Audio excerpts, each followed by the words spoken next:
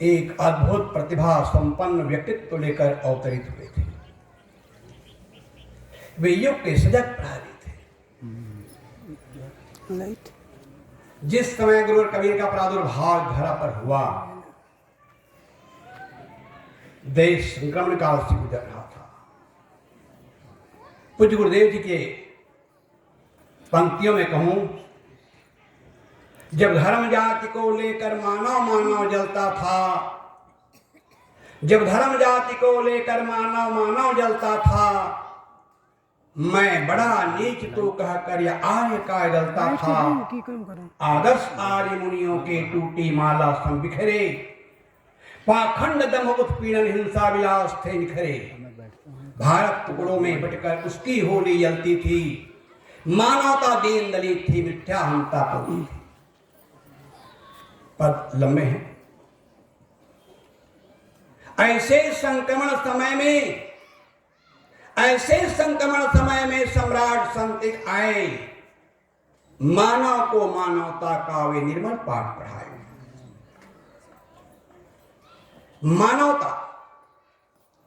मानवता का पाठ पढ़ाया कबीर साहब ने।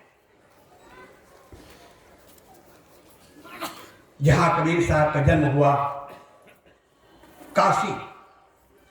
काशी विद्वानों की नगरी, पूरा काल से आज भी गली गली में वेदाचार, शास्त्राचार, महामहोपाध्याय रहते हैं। उस काशी में कबीर साहब का जन्म हुआ। माता का नाम मीना, पिता का नाम नीम था। ये तमाम प्रकार के जो बातें कही गई है, विधवा ब्राह्मी है, तमाम प्रकार की बातें, मेरी नई पुस्तक आई है कबीर एक खोज, जन्म और माता पिता। इसलिए इस पर ज्यादा मैं समय नहीं लेना चाहूंगा, समय सीमा के अंदर बात कहने का प्रयास करूंगा। कबीर साहब गुरु कौन थे? बहुत सारे नाम आए, शेख तकी, पीताम्बर पीर और स्वामी रामानंद का नाम तो ज्यादा चर्चित है। लेकिन जब कबीर साहब के विचारों को, चिंतन को जब अध्ययन करते हैं तो पता चलता है स्वामी रामानंद के विचार और कबीर साहब विचार जमीन आसमान का अंतर है। इस पर भी मेरी पुस्तक है, इस पर विस्तार में जाऊंगा। कबीर और रामानंद 160 ग्रंथों के प्रमाण से इस ग्रंथ को लिखा है और 400 साल से भ्रांतियां फैली थी विद्वत जगत में, कबीरपंथ जगत में, कि स्वामी रामानंद कबीर साहब गुरु थे। मैंने उसको निरस्त करके प्रमाणित किया कि कबीर साहब पारस सिद्धांत के स्वयं प्रतिष्ठाता थे। कबीर साहब का जो ज्ञान है वो ज्ञान न रामानंद के पास है, न चित्तकी के पास है, थोड़ा से रामानंद। जो रामानंद अपने वेदांत दर्शन के भाष्य में ये कहता हो, अपशुद्राधिकरण प्रसंग है, अपशुद्राधिकरण,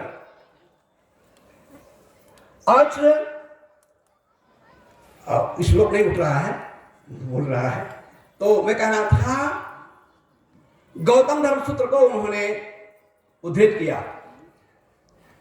शूद्र के कान में वेद के मंत्र पड़ जाए, उसके कान खौलता हुआ तेल पिघला हुआ शीशा से भर देना चाहिए। अगर उसने उच्चारण के जीभ काट लेना चाहिए। अगर उसने मंत्र को याद कर लिया हो तो 2 टुकड़े कर देना चाहिए। मनो को धृत करते हैं, ना सुधराय मतित दात, शुद्ध संस्थान के तुल्य है, पशु के तुल्य है। इन बातों का समर्थन करने वाला स्वामी रामानंद कभी गुरु कैसे हो सकते हैं? आज के इस वैज्ञानिक युग में, शिक्षा के युग में, स्वतंत्र भारत में, जहां संविधान के हमें बहुत बड़ी शक्ति मिली है, आज इस युग में कोई शंकराचार्य, कोई रामानंदाचार्य, कोई रामानुजाचार्य, किसी शूद्र को दीक्षा देने को तैयार नहीं है। आज तो आज से 700 साल पहले पैदा हुए रामानंद ने कबीर दुल्हा को दीक्षा कैसे दिया? कबीर साहब ने डंके चोट पर कहा, ये बात नहीं है। कबीर साहब डंके चोट पर कहा, तू ब्राह्मण में काशी के दुल्हा बुझो मोर ज्ञाना, तुम तो या कि भूपति राजे मोरे राम ध्याना। तू ब्राह्मण में काशी दुल्हा मेरे ज्ञान को बोझ, गुरु ने चेला।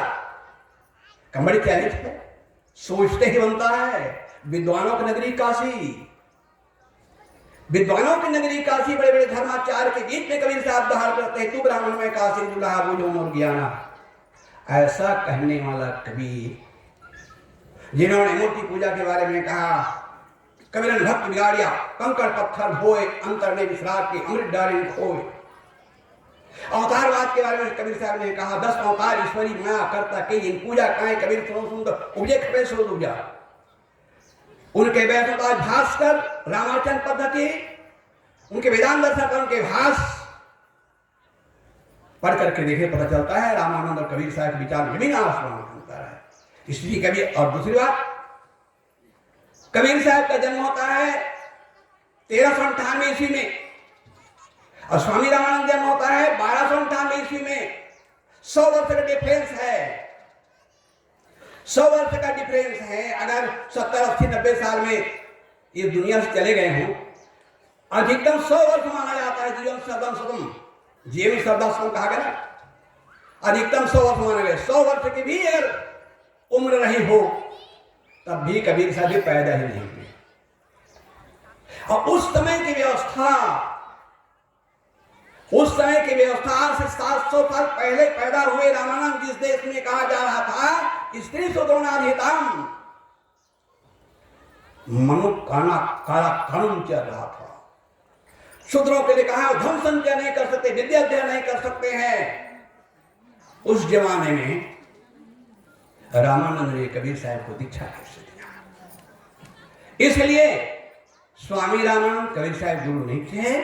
कबीर साहब पार सिद्धांत के स्वयं प्रतिष्ठापक थे। कबीर साहब के वैज्ञानिक चिंतन, कबीर धर्म क्षेत्र के वैज्ञानिक थे। शास्त्रों के बातों को, परंपरा की बातों को, यहां तक गुरुजनों के बातों को भी विवेक कसौटी में कसकर मानने के ला लेते हैं। जहां एक तरफ गोस्वामी जी कहते हैं मात पिता प्रभु गुरु के बानी विनय विचार करें सुख जानी, दूसरे तरफ कबीर साहब को देखिए। कबीर साहब कहते हैं जब तक ना देखे निज नैना, और तब तक न माने गुरु के बहना। निज नैन क्या है? प्रकृति के नियम, वेद सम्मत, कारणकार व्यवस्था के अनुकूल, तर्क सम्मत, विज्ञान सम्मत। कबीर साहब धर्म क्षेत्र के वैज्ञानिक थे। कबीर गुणों के आवाज थे। कल मैंने थोड़ा बोला था, रेण रोग भय मन यागिर क्योंकि फूटी वासा, 3 लोग भांड खंड में अंधरा दिखे तमाशा। समाज गुंगो बहरों का सा जीवन जी रहा था, कुत्ता भी बदतर जीवन जी रहा था। उसके अंदर कबीर साहब सास का प्राण फूका, हिम्मत दी। हम भाग्यवाद भगवानवाद की शिकंजे में जकड़े हुए थे। कबीर साहब ने कहा कर वहिया बला अपनी छाड़ वीरानी आस, जाके आनंद नदिया बहे सुकस मेरे प्यास।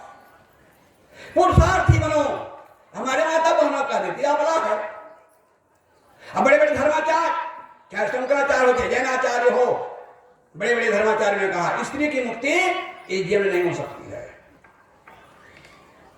कबीर साहब ने कहा पंडित देखो हृदय विचारी को पुरुष को नारी, सत सामान्य घटघट बोले वाक्य थे तनुपा वाको नाम का करी नवा केवल न रूपा।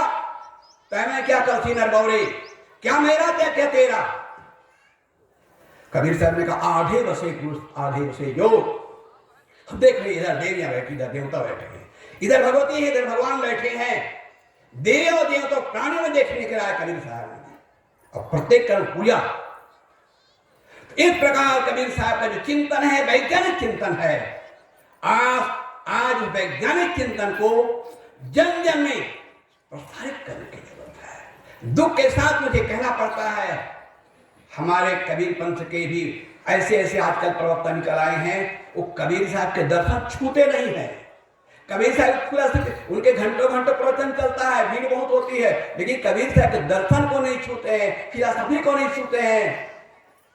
इसलिए कबीर साहब के वैज्ञानिक चिंतन को, वैज्ञानिक सोच को पुनः जो है समाज के बीच लाने की जरूरत है, जिसमें हमारे अंदर वैज्ञानिक चिंतन, वैज्ञानिक सोच पैदा हो। तमाम प्रकार के भ्रांतियां हैं, विश्वास है, जंतर मंतर, टूना टोटका, भूत प्रेत, जात पात, छुआछूत, तमाम प्रकार की भ्रांतियां हैं, उसको दूर करने के लिए कबीर वाणी ही एकमात्र संबल है। ज्यादा कुछ न कहते, मेरा समय पूरा हो गया है, वाणी देता हूँ विराम। बोलिए सद्गुरुदेव की।